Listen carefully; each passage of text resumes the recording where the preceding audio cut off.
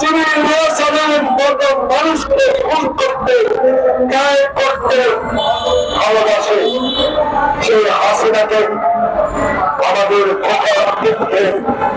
সকলকে রক্তের বিনিময়ে আজকের এই স্বাধীনতা আবারও শেখ হাসিনা হিন্দুস্তান থেকে বসে বাংলাদেশের এই গণমানুষের এবং বিশ্বের দরবারে গ্রহণযোগ্য দেখে ডক্টর ইউনূসকে অস্বস্তিকর অবস্থায় তুলে দেওয়া আর একটা হীন প্রচেষ্টায় মাতিয়ে উঠেছে।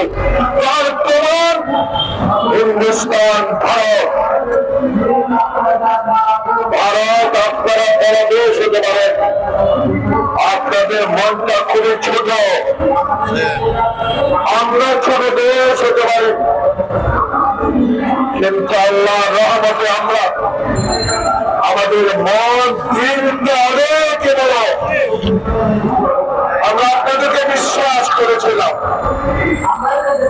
আমরা পাকিস্তানের বিরুদ্ধে সংগ্রাম করেছিলাম, আমরা মাওলানা আব্দুল হামিদ খান ভাসানীর কথা শোনার চেষ্টা করেছিলাম।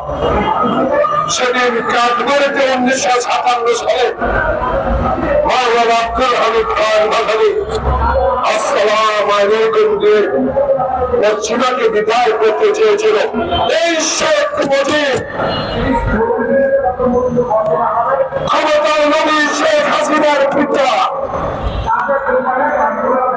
বাংলাদেশের প্রধানমন্ত্রী না পাকিস্তানের প্রধানমন্ত্রী হওয়ার জন্য এই ভুট্টো ইয়াহিয়া কান্দের সাথে 22 পরিবারের অর্থ নিয়ে রাজনীতি করে বাংলাদেশকে আমাদের লক্ষ লক্ষ মানুষকে সেদিন 25শে মার্চ কালো রাত্রিতে ওই শেখ মুজিবের আকাঙ্ক্ষ প্রধানমন্ত্রী হওয়ার কারণে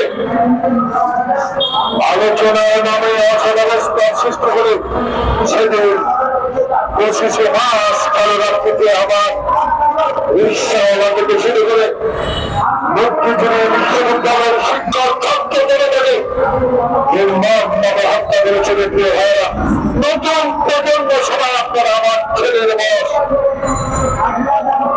আমার পাশে যারা দু একজন ছাড়া সবাই আমার গর্বের বয়স। বাংলাদেশ বিশ্বকে স্বাধীন করেছিলাম শেখ হাসিনা তার বাবার রাজনীতির জন্য। আমরা আক্রমণ করিলাম, আমরা পরিবারের বিরুদ্ধে লড়াই করেছি, আমরা বৈষম্যের বিরুদ্ধে লড়াই করেছি, আমরা তৎকালীন পাকিস্তানের কুখ্যাত হামিদুর শিক্ষা কমিশনের রিপোর্টের বিরুদ্ধে লড়াই করেছি, আমরা সরকারি আইনের বিরুদ্ধে লড়াই করেছি।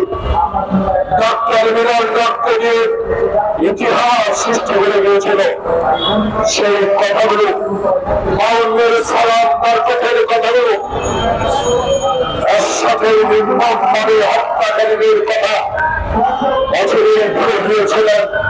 শেখ হাসিনা তিনি মনে করেন নাই, তাই সেই হিন্দুস্তান ভারতের রয়ের কথায় বাংলাদেশকে পরিচালিত করে বাংলাদেশকে আজকে